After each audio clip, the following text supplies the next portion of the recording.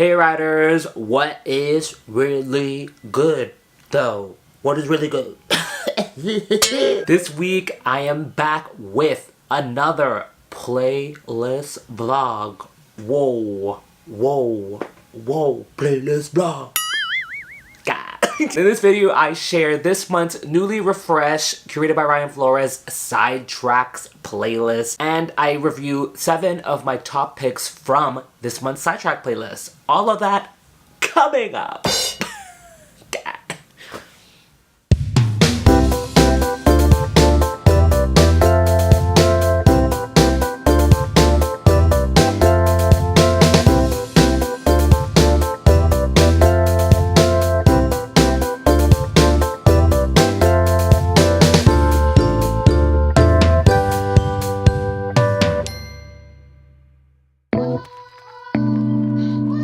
Hey everyone, hi, hello, if you are new here, my name is Ryan and I am an independent singer, songwriter, and music curator based in Toronto, the 6, you know. I post weekly vlogs on this channel every Tuesday with the last vlog of the month being a playlist vlog just like this one. If you enjoyed this video, consider giving it a like, click that thumbs up button for me, leave a comment below, start a conversation with me, and I don't know, subscribe or whatever. Also, be sure to ring that bell to be notified of whenever I post new videos on this channel. Alright, so as I recapped in last month's vlog, Sidetracks is the new name for my Curated by Ryan Flores New Favorites playlist, and this playlist series basically focuses on highlighting great songs by smaller, independent, or undiscovered pop and R&B artists, although I am open to listening to and adding songs of all genres to this playlist. So yeah, enough rambling, let's get on to the music. Here are my top 7 picks from this past month. Here's the first song.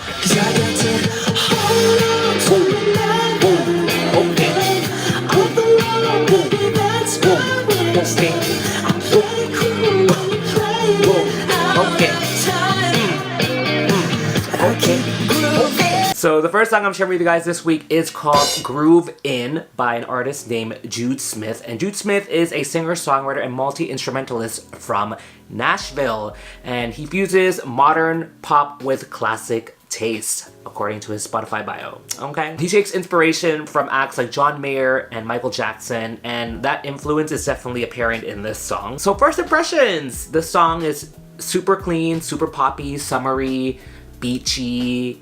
It's a head bopper. It's a head bopper.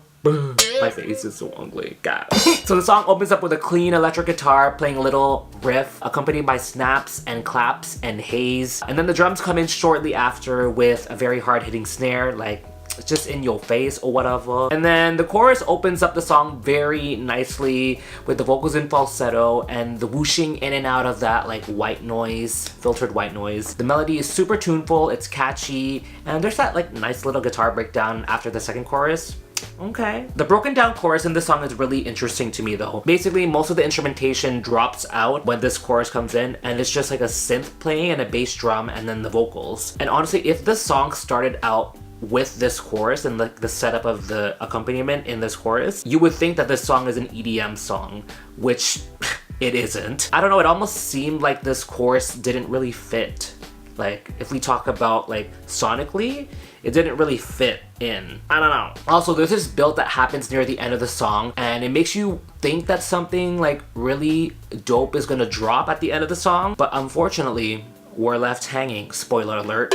Honestly, at the end of the song, I was kind of confused because it was just building up to this one thing, and at the end, it just like deflated. It wasn't the best way to end the song, but it wouldn't be the best way to end the song with the biggest drop of life anyways, so I'm not sure why there was that build up at the end to begin with. The song is called Groove In, but it sounds more like grooving, which, is it a play on words? Like, is it intentional? Who knows? The song seems to talk about music as if it was a living person, and that they like it when it plays out of tune. Out of tune, bruh. Out of time. They like it when it plays out of time, which is part of what groove is in music. Just playing slightly out of time. Yeah, so definitely check the song out. It's pretty cool. It's a head bopper. Groove In by Jude Smith. Alright, let's get on to the second song this week. Here it is. Whoa. I just need to kiss it goodbye. So baby, bring it over tonight. Got in your head, these words will be them. The second song that I'm going to share with you guys this week is called Real Games by Lucky Daye. Lucky Daye is an R&B artist from New Orleans, Louisiana. Basically, his history is he grew up in a cult that forbade secular music. He relocated to Atlanta, Georgia, where he then just went full on with his music career. Lucky Daye first established himself as a songwriter and background vocalist, working with artists such as Neo, Boyz II Men, LMA, and Mary J. Blige. First impressions of this song: stank face, funky, head bopper, chill, like house party music. The song itself though is very long. It could definitely be tighter. Like there were parts where I was just like, this could be cut out. That wah guitar that's in the song, it definitely adds that funky vibe to the track. The intro of the song is very strong. You almost immediately start grooving to the beat and pulling a stank face. And lyrically, it sounds like Lucky Daye, I guess, really likes being in a relationship and loving the other person that they love, but there is an acknowledgement that it won't develop into anything further and that how they are now is as good as it gets. Quoted lyrics from the song. In the post-chorus, after the second chorus, he explains his heart is close to breaking even though he saw something real with their relationship. And then in the third verse, he goes into more detail about the potential realness of the relationship, but the girl wanted to slow the fuck down. Even though he was willing to give up a lot for her. I guess the moral of the story is don't get too comfortable. Don't get too attached, because your heart is gonna be broken. Honestly though, I mean, the whole outro of the song probably could have been cut out and the song could have had a more impactful ending and just be tighter overall. It kind of felt like it was dragging by the time the third verse came about, but at the same time, that third verse has a lot of the detail that we need to kind of paint a better picture of what's going on in the song. So, I don't know, check it out if you guys like that funky vibe. Check this song out, Real Games by Lucky Daye. Alright, let's get on to the third song. Here we go. But I'm just writing love letters on the cracked screen. Okay. All the words I wanna tell you, but you'll never see. 'Cause I'm just here dreaming about you. So the third song I'm sharing with you guys this week is called Love Letters by an artist named Burton, and there's not that much information online about this artist, and it doesn't really help that this artist has a very common name, Burton, but from what I did research, I think he's from Denmark. First impressions of this song, it's very like early Justin Bieber-esque in terms of the vocals and in terms of the production, and I guess in terms of like the subject of the song. The guitar riff that plays throughout the song reminds me of Tori Kelly's guitar riff in her song All in My Head. And the intro is quite strong and the lyrics right away make the listener curious. Like, why are you writing love letters on a cracked screen? Side note, why is your screen cracked? This song targets teenagers who have trouble expressing their feelings to the person that they supposedly love and instead resort to writing love letters on a cracked screen. Lyrically, there's nothing overly deep or creative going on in this song, to be honest. Pretty simple, pretty straightforward, not challenging at all. The verses recall very specific moments of reflection while the catchy and hummable chorus chimes what the person ends up doing to cope with this, writing love letters on a cracked screen. We never really find out why his screen is cracked in the first place, just saying. The two lines in the outro of the song, it's interesting. I think of writing personally, I actually think of taking a physical pen and writing on paper. Like that's what I think of when I think of the word writing. But these two last lines in the song kind of clarify that what's actually happening is that he is writing love letters on like his phone, I guess. In that case, wouldn't you say you're typing love letters, not writing? I mean, if we really want to go deep into the meaning of the lyrics, the very act of physically writing a love letter takes much more time, effort, and commitment, things that also support a really good relationship. The fact that you resort to typing love letters and then deleting them might be indicative of how seriously you're taking the love that you have for this person. So, not very seriously. What I do wonder though is, why is your screen cracked? We never find out the answer. But anyway, check out this song. It's super poppy and catchy. Love Letters by Burton. All right, let's get on to the fourth song. Here we go. Scared to turn the TV on. Okay. Somebody tell me where my good news gone. You've been missing for too long. Somebody tell me where my good news gone. Bro, I'm hitting my speaker. I don't know if I've actually been hitting my speaker and how much this has been moving, but I really should stop doing that. Gah. Like, stop shaking. Gah. Okay, so the next song I'm sharing with you guys is called Good News by an artist named Melissa Polinar. This song also features other talented singers, Jarrett Johnson, Kenton Chen, and Fletcher Sheridan, none of which who I am very familiar with, but they got some great voices or whatever. Melissa Polinar is an American R&B and soul singer-songwriter from Fort Worth, Texas. And she is what I consider one of the OG YouTube artists, having built her fan base and career on YouTube when it was far less saturated. Better, in my opinion. So first impressions of the song, this song really gave me like Corinne Bailey Rae vibes, like put your records on type of vibe. It definitely has that R&B and soul vibe and like I guess influence. So the song opens up with the chorus, and which in of itself is very strong. I absolutely love the chords at the beginning of the verses though. On initial listen, I wasn't expecting the instrumentation to go that way melodically. It took me by surprise, and I actually loved it. I love the subject matter of the song though. The chorus really sums up what this song is really about nicely. So I'm gonna quote the chorus. Scared to turn the TV on, somebody tell me where my good news gone. You've been missing for too long, somebody tell me where my good news gone. Basically, good news has been lacking, especially lately. A lot of what the news is reporting nowadays is sad or elicits an angry response. And this song is about lamenting over the lack of good news and really just trying to find it again. The song speaks of good news as if it was a person, and that idea is what really helps the song shine lyrically. There's some really great lines in this song where I'm just like, yes. Yes! Vocally, there are a lot of harmonies happening in the song, which I'm not mad about. I'm not mad about that. At times, though, it kind of was a lot. And at the end, where someone is doing these crazy, like, runs, which kind of outshined Melissa, in my opinion. And that probably wasn't the intention in the first place, but it was kind of distracting. And it kind of took away from the song rather than being a little bit more supportive of the lead vocal. My opinion. Instrumentally, it's simply acoustic guitar, bass, and drums and percussion, which is pretty in line with what Melissa does in her songs. I really love how that bass sounds though. It plays along with the guitar nicely, and it also provides a little bit of additional percussiveness in addition to the drums. And it's definitely stank bass inducing or whatever. You have to definitely check out this song, Good News by Melissa Polinar, featuring Jarrett Johnson, Kenton Chen, and Fletcher Sheridan. Pronounce their names right, Ryan. Like, get it together. Okay, let's get on to the fifth song that I'm sharing with you guys this week. Again, I'm hitting this.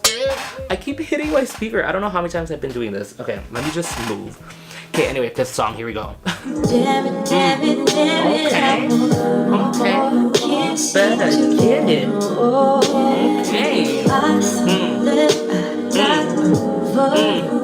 Okay. My heartstrings are still tangled up.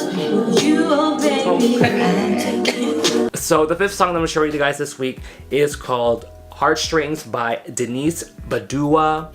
And Denice Badua is a local R&B singer-songwriter from Milton, Ontario. Woo woo, local artist or whatever. I previously shared her debut single called Let Me on a previous playlist vlog. And here she is back at it again with a slow bop that is on and poppin'.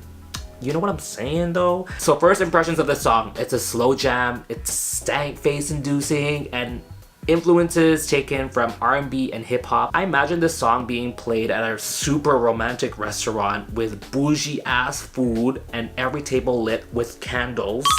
Or maybe it's just playing in your bedroom right before the magic happens. You know what I'm saying?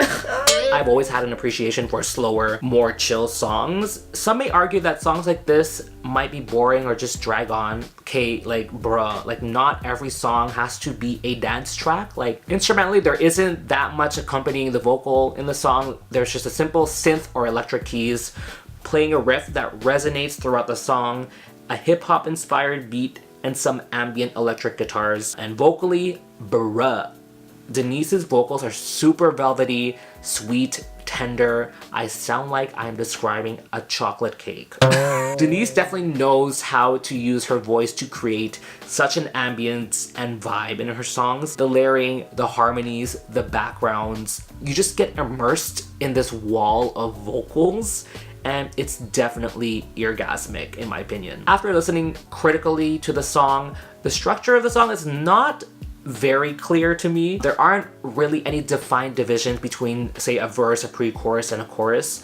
The vocals seem to develop as the song progresses, making it even harder to kind of figure out where you are in the song. There's definitely a chorus in the song because there's a section that repeats, but it was a little bit hard for me to figure out where I was in the song, and the lyrics weren't readily available, so I also didn't really know where I was.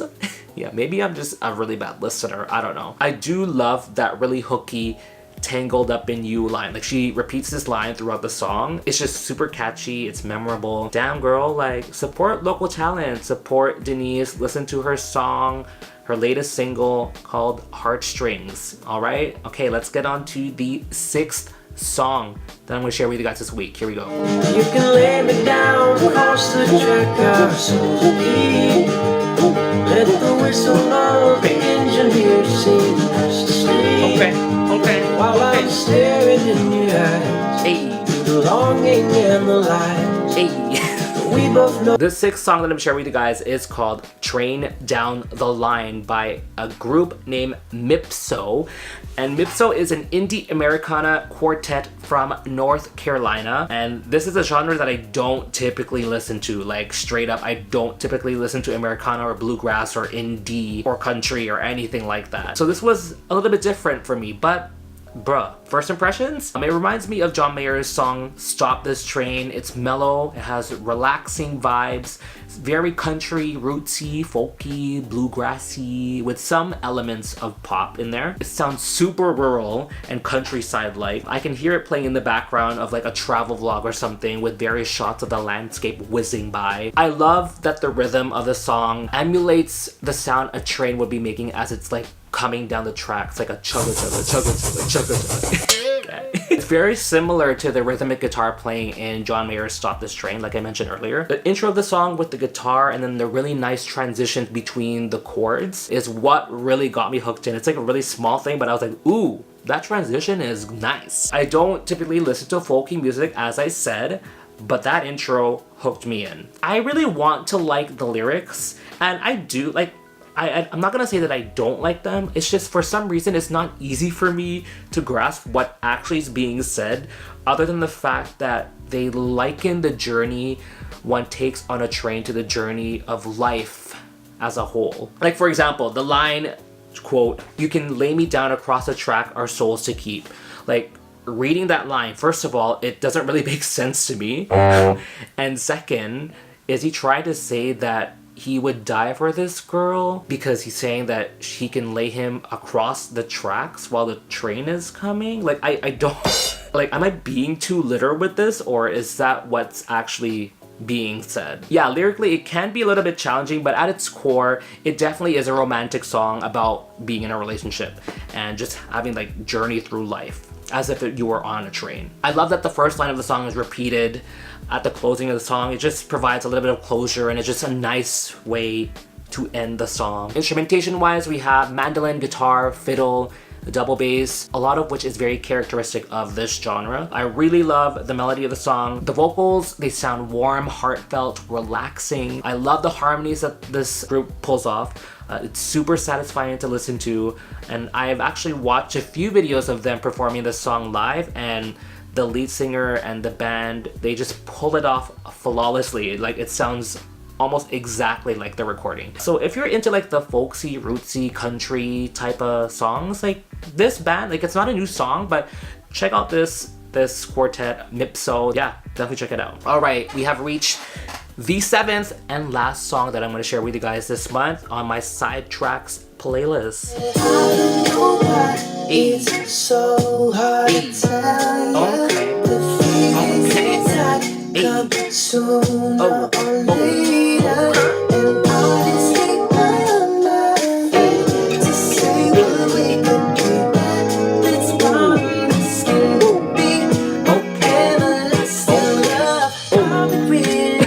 Okay, so the last song that I'm going to share with you guys this week is called Everlasting by Posis. And Posis is a pop R&B singer-songwriter from San Diego, California. And similar to Melissa Polinar, he was one of those early YouTube artists, enabling him to build his following and fan base on the platform while it was still unsaturated. So first impressions of the song, definitely influenced by R&B, super late 90s, early 2000s vibe, which y'all already know that is my jam. It reminds me of when I was in San Diego recording my single. Warm weather, sunny days, palm trees, like just the aesthetic.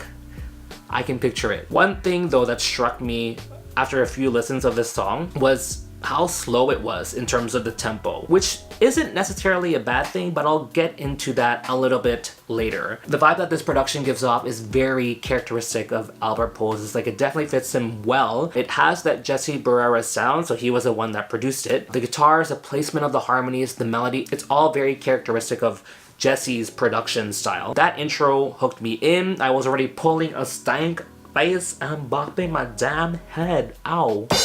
So where the song goes melodically during the last lines of the verses and in the last parts of the chorus is quite heavenly and satisfying, like where it goes into the G sharp, A flat. If you know anything about notes and how they sound, yeah, that transition into that.